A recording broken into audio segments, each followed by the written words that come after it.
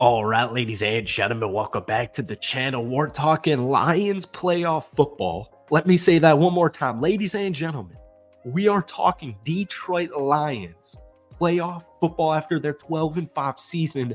This is not a hypothetical video. This upcoming Sunday, the Detroit Lions will be taking on the Los Angeles Rams. In fact, it will be the first matchup in NFL postseason history between starting quarterbacks who are both facing their former teams. Guys, does it get better than this? Does it get better than this? We're talking Detroit Lions playoff football, baby. Get hyped here. I'm already seeing this Detroit Lions team be overlooked just like they were all freaking season, even though they started it off with a bang in Arrowhead against the defending champions, the defending MVP Mahomes himself. The Detroit Lions starting in week 1, finishing all the way to pretty much right now today, January 9th. The Detroit Lions have been overlooked. People are freaking out. They're hearing Matt Stafford back in Detroit. He's going to light him up. He's going to tear him up. The Sam LaPorta has an outside chance to play. Everybody is already writing off this Lions team, folks. They're going to go deep. You heard it here first. They are going to go deep. And I just want to, this isn't an anti-Rams video because Matt Stafford, Puka Nacua, Cooper Kupp, these guys are talented players. But we have to keep in mind the Los Angeles Rams, they're red hot right now. I believe they've won 7 out of their last 8 football games. However, the Rams against playoff teams this season, 2-6, they were 6-7 against teams with a winning record, and they swept teams who didn't have a winning record going 4-0. So I just want to say, take a step back here because the Lions still have the edge here. And the Detroit Lions this season are a completely different breed than they have been my entire life. So before we get any further into today's video, if you guys enjoy it, be sure to hit that like button, hit that sub button for daily NFL content. Lions fans, we made it. The Detroit Lions are in the playoffs with a home freaking playoff game in a wide open NFC. A wide open NFC, ripe for the taking, all right? Now, people are freaking out about the Sam LaPorta injury right now. While we all agree losing Sam LaPorta is a very big deal. If you win this football game, you will probably get him back for your second one. However, he came across a phenomenal rookie season. 86 total catches, 889 yards, and a whopping 10 touchdowns. But if it's just for one game, folks, we have to remember the Detroit Lions put up 27 points per game this season.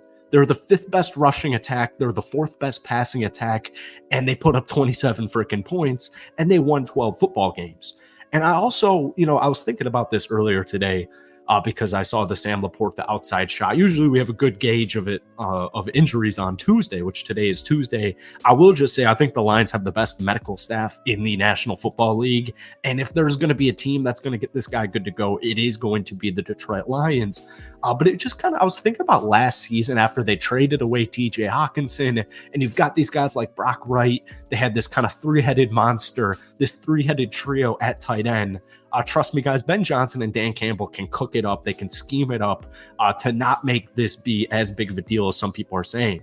Some people that I've been hearing talk on TV today and yesterday are saying, if the Lions had Sam LaPorta, they would pick the Lions, but because he's got an outside chance and it's not looking good, they're taking the Los Angeles Rams. I want to pinpoint this Detroit Lions rushing attack. Now, this past weekend against the Minnesota Vikings, only 23 carries for only 70 yards. They averaged just 3 yards per carry. They did have 2 touchdowns, one to Gibbs and one to Montgomery.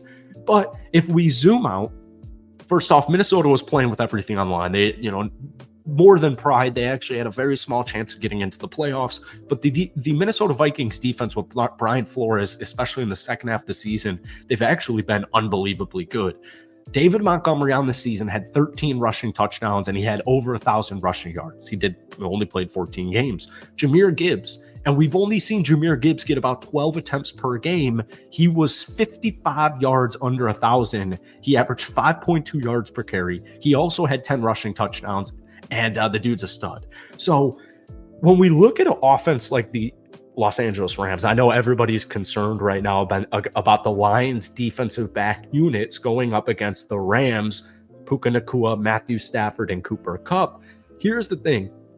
If you can control the trenches, you can control the game. And I have a strong hunch I've got a hunch that the Detroit Lions with Ben Johnson at the helm here are going to whoop up a ton of versatile, creative running attack for both of your 1-2 punch duo at David Montgomery and Jahmyr Gibbs.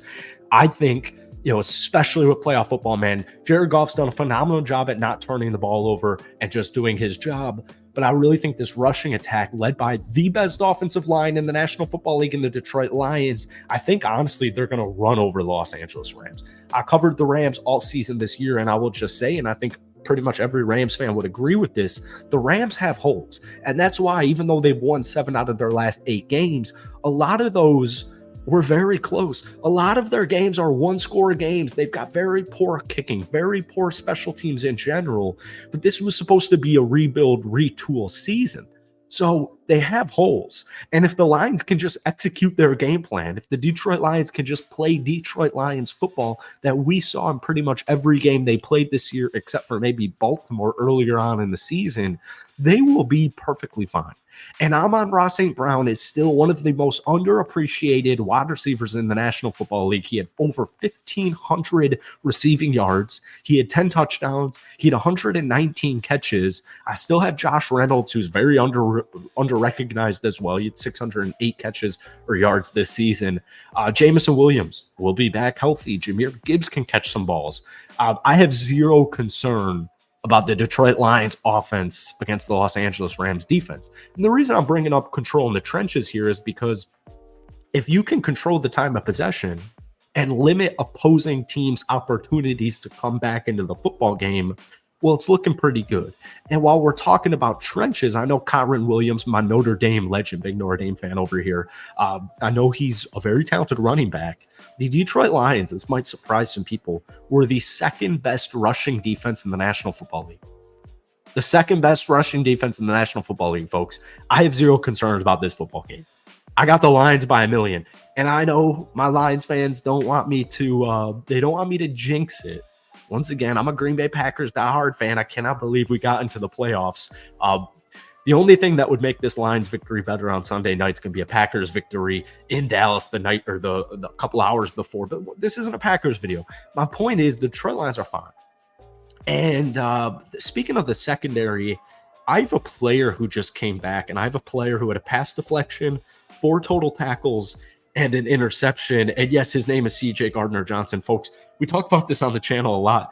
I remember exactly where I was when the Detroit Lions picked up C.J. Gardner-Johnson. And I live in Florida. It was like 11:20 p.m. It was literally like 11 p.m. I checked Twitter, and I see the Lions picked up C.J. Gardner-Johnson. I lost my freaking shit. He was injured all season. And he is back now, and he is healthy, and he's got a game under his belt. I've got high hopes for Cam Sutton, C.J. Gardner-Johnson, my man Brian Branch, and Melifanu, who has really risen to the occasion in the last month of the season. But I got a firm eye. That doesn't really make much sense. I've got a big eye on a lot of my young players. Jack Campbell coming off a career game, 12 total tackles, and that huge monster sack. I've got Aiden Hutchinson, who's got 5 total sacks in his last 2 games. Kirby Joseph, my second-year stud in the defensive back room.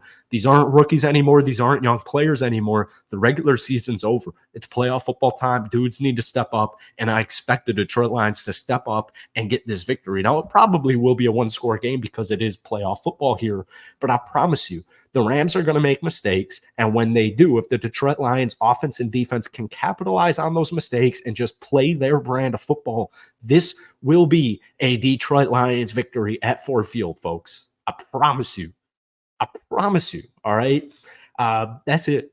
That's it. Detroit Lions hype video. We'll get another one out to you guys before this upcoming Sunday night's matchup. I can't freaking wait, man. Let's get hype in the comment section. I don't want to hear any pessimism. I understand it. The Lions haven't been in the playoffs in a while. The divisional title since what, 1991? That's all in the past, man. This is the Detroit Lions of the new generation. That's it for me. Hit that like button, hit that sub button. Most importantly, give me a score prediction for Sunday down below.